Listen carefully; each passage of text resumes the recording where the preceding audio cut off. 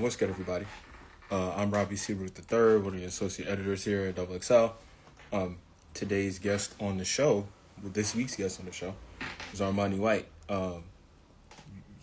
You gotta know who Armani is now. Billie Eilish everywhere, huge, tremendous song.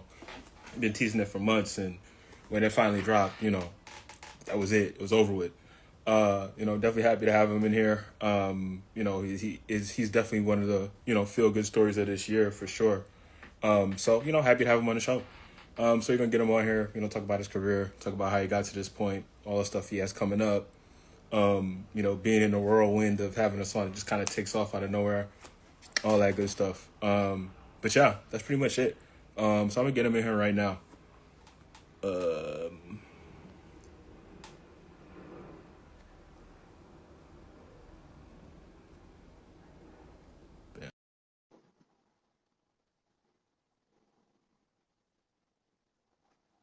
Oh yeah, can y'all hear me all right? I probably should have asked that when I started. Yo, What's good, bro? what's up with you, bro? I need to back up. I'm so close, bro. I'm so close. It's all good. What's, No. First of all, man, thank you for doing the show. nah, I appreciate you, big homie. I definitely appreciate y'all. Absolutely. So I mean, you're everywhere now. It happened. I mean, it happened fast to everybody else. It wasn't fast to you. You put the time in. It wasn't Um, at all, bro. right, right. So the outsider looking in, they're like, damn, he came out of nowhere. Yeah. But no, you've been at it for a while. uh, So how did you start making music? How did you get into it? Bro, honestly, like my whole family my whole family was really musically inclined. They all played horn instruments growing up.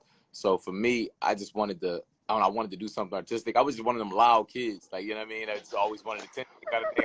I would do a cartwheel in the middle of the street if somebody had clapped for it. So like, you know what I mean? So after a while, it was just like that was just one of the things I really gravitated towards that kind of kept me out of trouble, and that it also got people's attention without me like, without me having to do any of the extras and get in trouble while doing so. So when you started out, what were you doing? You started off with you started off just like rapping. Is that how you kind of got into it? Yeah, bro, I used to sing in the church. Right, right. Sing in church early on, and then like over time it kind of morphed into rap. And I heard a record called "Kill You" by Eminem, and I was like, "Oh, yo, this is hard." Like, you know what I mean? And, like, it kind of got me into wanting to do it, wanting to try it out. Okay. So you being the singing in church kid. So how did you listen to Eminem? How did you get away with, how did you get away with that? Bro, yo, so everybody go to their dad house. You know what I'm saying? Like Right, that's where you get to live at. Like my mom was she was super Kirk Franklin, super like James Brown, super Michael right. Jackson. I had to break away, go to my dad crib, and that's when like I get to hear the Ludacris, I get to hear Eminem, I get to hear all them different type records that really you know. Right, right. Now that makes a lot of sense. So you hear that, you start to understand kind of, you hear that in the Ludacris and the other songs and stuff like that. You start to Yeah, see kind of the magic of like rap, really, at the end of the day, and kind of how you can fit into it. yeah. So from there, then what happens? How do you start like making songs? Were you like writing, or you like, how did it kind of happen? Honestly, bro, like I was early on, like when I was rapping, nobody wanted to rap. Everybody, like because I was really, really young I was like second or third grade. I was like, everybody wanted to be a fireman or something like that. I'm like, nah, bro, if you make this word rhyme with that word, bro, we gonna be global. Um, so it kind of it went on to like I used to record songs on my phone, send them to my laptop. I used to I had this little mic I plug into my wall, and I would do that. Like I did a whole bunch of things until like maybe eighth grade. I finally got to a studio, and and it just kind of evolved and evolved over time. Everybody in Philly can rap though. Right, right. Because I was gonna bring it up too, definitely about like Philly. The thing about Philly is you had like just as kind of as a city, y'all have so many different musical identities. Because I think Yeah, for a lot of people, I think for a lot of people, like early on, they're thinking about like Beanie and stuff like that. But right. like there was a strong contingency of like street rap and battle rap and stuff like that. But y'all had so much other stuff in there that also took off too.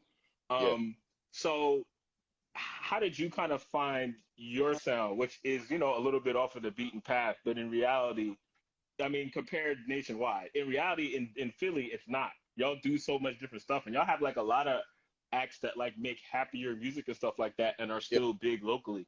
So, kind of, how did you end up where you landed in that? Bro, honestly, like I came up just inspired by both sides. Like, that's why I created this genre and I defined my genre as happy hood music. It's because like, I found and drew inspiration from the hood, from where I grew up in, and I found and drew inspiration from just like, finding a way to be happy inside of the hood and find, like as far as the music that came out of the hood side and the music that came out of the happy side, you have like Patty LaBelle's, you have like the sound of Philadelphia and just like even before hip hop was really big in Philly, like Philly just has like a long legacy of like Michael Jackson recorded in Philly, like and a lot just yeah, like the the list just goes on and on and on. So I think for me, it was just about tapping into those resources. It was about trying to like going to the root, going to the source, and just come out with something that felt refreshing. Right, right. In those early days, kind of when did you start to feel like people were noticing what you were doing like locally? Um, mm. I don't know. I mean, like I was like kind of flying at a steady pace for a long time, and Mm-hmm. I can't even tell you. Like it just happened. It happened, and I don't know. Yeah, like I can't really even call it. I remember performing at bars when I was like 14 or 15 years old, like rapping and Right. selling tickets to get on stage, like all that stuff like that, early on. But since then, like at least like for the past 5, 6 years, at least like I was just kind of at a consistent pace. It's just like I found a way to make money in music. I found a way to just like be recognized and develop a fan base. You know what I'm saying? Right. At that point, kind of what were your goals? Did you just want to be like, I want to be happy with what I put out and make money off of it, and that's fine? Or did you always see like this next level where you're at now, where like everybody knows your song kind of thing? Bro, this is the tipping point of where I want to go, or not even a tipping point. This is like the stepping stone of where I want to go. Like I seen this, and I always wanted to be right here. But I'm like even when I was the smallest artist, I was like, yo, one day I'm going to build a castle so tall, like Mm-hmm. what I'm saying, like I'm gonna build a skyscraper that everyone in the entire music industry can see and recognize and be like, yo, it took Armani a long time to build that, but like he did it. Right. Um, Now, I mean, pretty much, I remember when you were still teasing Billie Eilish before it was even out. Yeah, Um, Kind of how I definitely like looked around and kind of saw you talking about that elsewhere about how you kind of that was already drawn out. That was something you had already planned that you were gonna keep pushing the song. So yeah, the thing about I want to ask about is you were teasing the song, didn't have it cleared yet. You had no idea if you could actually get it out, but you were just like, I'm committed to this. Let's see how this goes. Kind of where does that come from? Because I think a lot of artists wouldn't even do that. I think they right, wouldn't in a situation where they're like, I don't know if I can actually get this shit out. They're not gonna put the song on the internet and yeah, push it because just as you spoke about, that as an artist, if you're kind of leading into a big moment and you let the fan base down, a lot of people don't recover from that. Like if the song never comes out, they're like, yeah, all right, I'm out. Like they never, like they don't want to come back. They don't want to give you the chance again. But rolled everything on that. So yeah. kind of what made you do that? Honestly, bro, like I was just experimenting with a few different records, you know what I'm saying, in the early year. And I had a few different records that I was like, I really felt passionate about. And I was like, if these drop, they gonna go. But I was Mm-hmm. trying to figure out what's the easiest and the best way to set them up. And Billie Eilish was the first one that I was like, yo, I feel like I can really set this one up to launch. You know what I mean? And so I just wrote down a bunch. I wrote down a step-by-step process of like what it would look like if I launched this record if I had got the sample clear. I didn't know nothing about sample clearances. Mm-hmm. And like if you got it to a point where like if it ain't that big, you can fly under the radar. You can just drop that shit, and Right. nobody even what I mean, nobody even know about it. But it was such a recognizable sample, and everybody was calling it out. I was like, oh yeah, I'm gonna be a fire if I do that. So yeah, it's just but like it just go back to like man, believing in yourself, and like for me, I like to make music that I'm having fun with, and like Billie Eilish really felt like you could feel the fun bleeding into the record. Like, yo, you're really enjoying it. So, it was like that's an easy pick. Let me throw this up in the world. And it wasn't even about like trying to make it blow up, trying to go viral. I was like, yeah, I'm trying to make me blow up. I'm trying to be recognized with this record. Right. how did you even get the idea of the record? Like, kind of before you made it, like, kind of how did you form it or come to the point where you're like, I got this. This is it. Bro, I spitball a bunch of times. Like I like I spitball a bunch of ideas like in the bathroom or in all different areas of the bathroom. And so one of the joints I remember I was reading a tweet. I was on the toilet, I was reading a tweet and it was like somebody was like, "Yo, I love Billie Eilish dresses like them franchise boys," and I was like, "Yo, that." I was like, "Damn, that's funny as hell." So I had, and right at like as I seen that, I came up with like stylish black tuck, big T-shirt, Billie Right. Eilish, and I was like, "Oh, like, man, there's no side." Voice with it, held it, and then we started working on that beat. Once we started working on that beat, I was like, "Bro, this matches like it fit perfectly." So you know what I mean? So I just put the two ideas together, and then yeah. So you get it wrapped up, you finish the song, the sample is cleared, you get Billy to be like, I like the song and repost it, so now you're good. Now it can Yeah. reach the world. Um, at that point, the snippet was already like going crazy and was all over TikTok. So it wasn't like you didn't know, or it was like kind of you walking into the unknown. I think the sense of the unknown was not, is this going to work? It was how far it was going to go. And I think Yeah. now it's like, it's so huge. I mean, even compared to like the TikToks, like it's still so big, even with all the pre-existing success it had. So it comes out, if the full song is out, kind of where is your mind at that point? I mean, realistically, you're still kind of there. It wasn't that long ago, but like when it comes out and now you're in a whirlwind now where, because I remember when the full song came out, it was really everywhere, even though the TikTok already was, but the song was like completely out of there at this point. So Yeah. now, kind of what's happening around you, because everything is different now, pretty much like immediately. Yeah. Nah, for sure. I mean, well, when the song came out, we was battling the hype conversation. You know what I'm saying? Like, ah, man, it been 2 months, 3 months or whatever. It was like, damn, you lost all the hype. I'm fighting 10-year-olds on TikTok. Like, nah, nigga, like the song gonna go crazy, bro. Trust me. Like, it was, so when it dropped, when it dropped, I was a little bit of me crossing my fingers, like, yeah, Right. I hope I ain't, I ain't stick my foot in my mouth. And it went, you know what I'm saying? Like we watched the numbers just keep climbing and keep climbing. And I think every week kind of opens up a new access point where we're like, oh shit, we've reached that benchmark. You know what I mean? Like we knew we would have, but we didn't think it was gonna happen.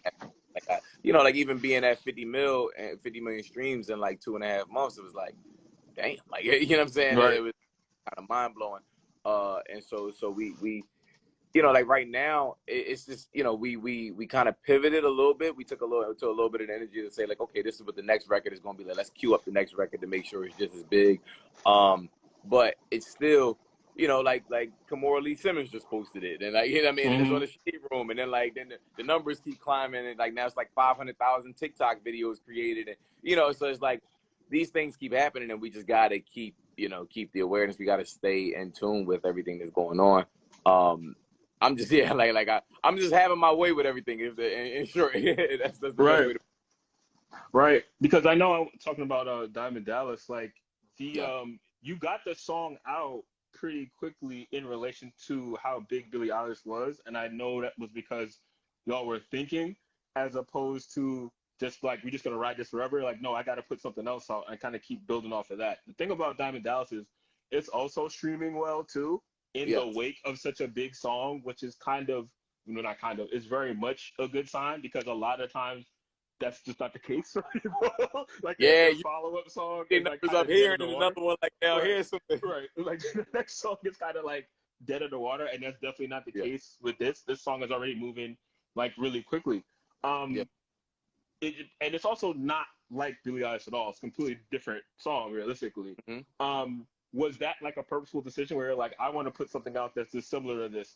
It's still my work, but it's not like that. I mean, to me, they kind of fit in the same timbre. Like they're not the same type of song at all, but Right.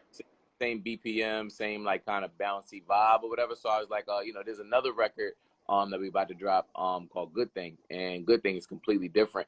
So I was like, before we even go into there, like let's really just play around with that. Plus Diamond Dallas, it was just like I said, Diamond Dallas was the soundtrack to that moment with my mom signing the Def Jam. Right.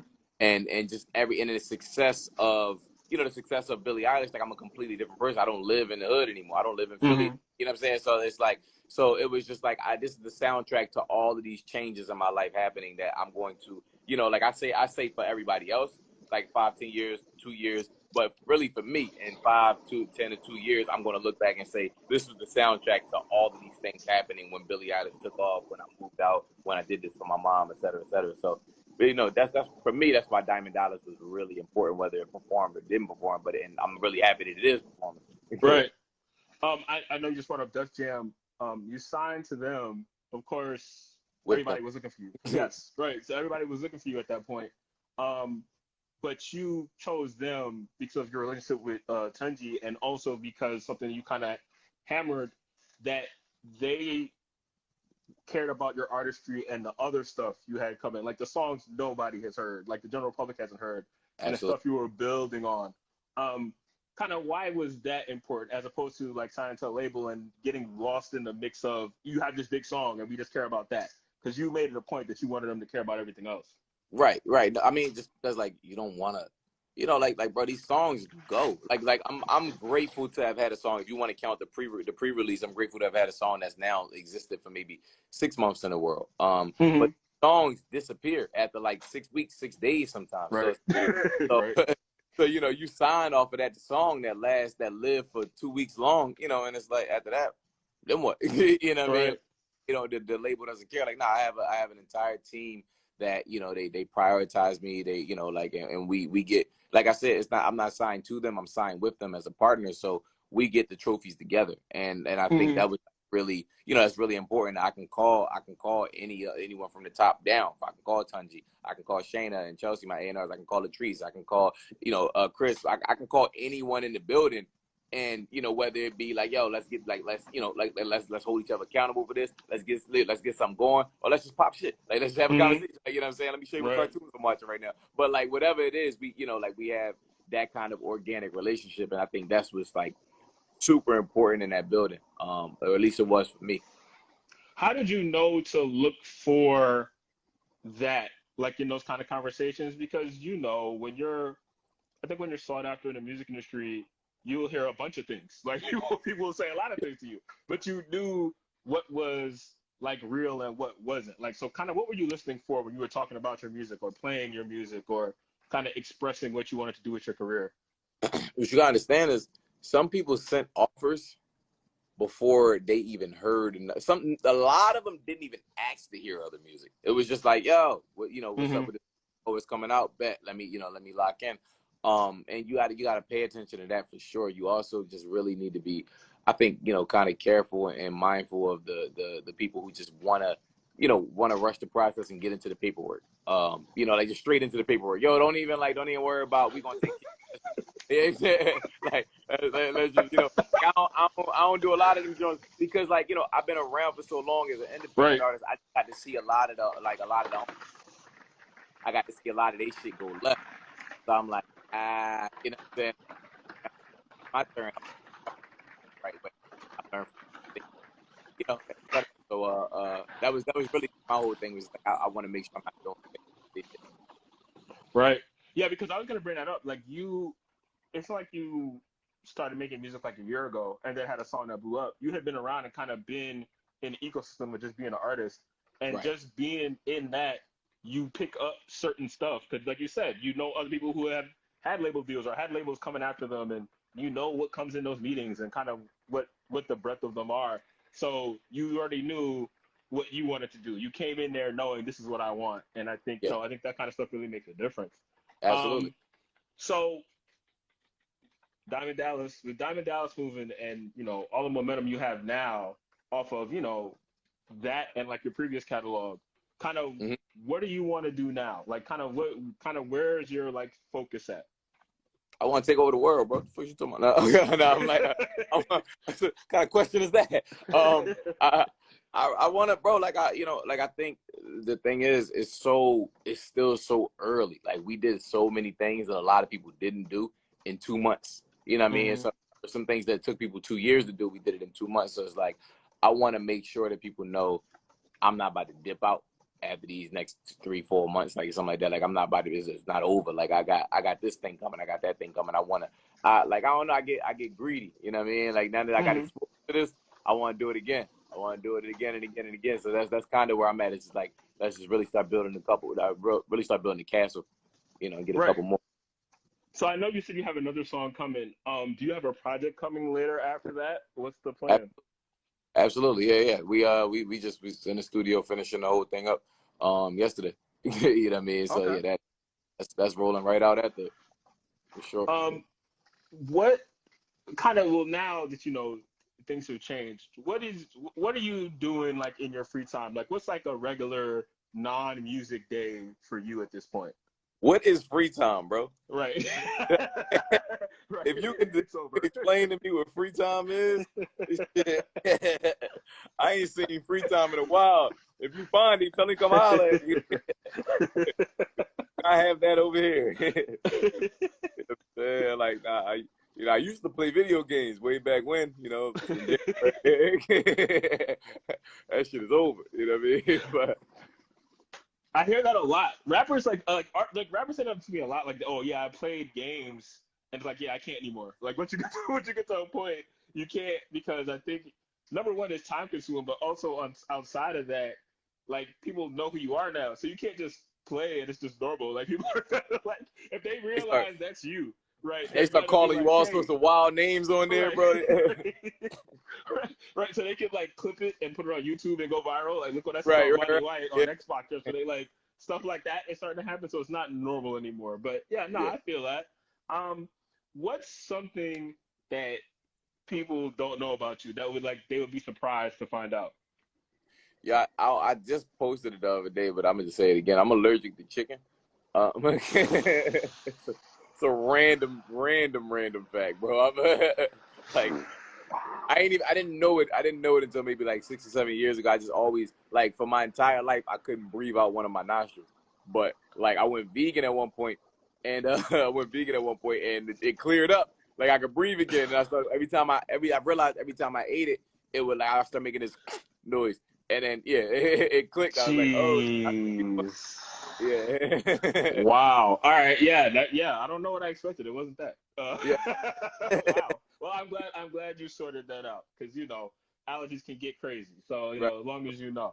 I mean, I think you covered a lot of ground here.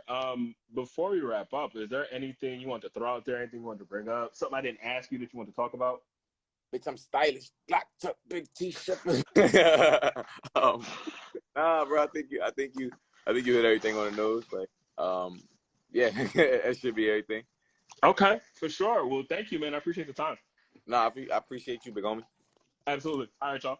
I was looking at this video, this picture, Drake with the new haircut where you went on live. They said he looked like the boy from Rick and Morty. That shit was wild. Hey, nah, Drake is having his way with the world right now. I love it. That was a super random finish. I wasn't. Yeah. All right, I'm out of here. All right, bro.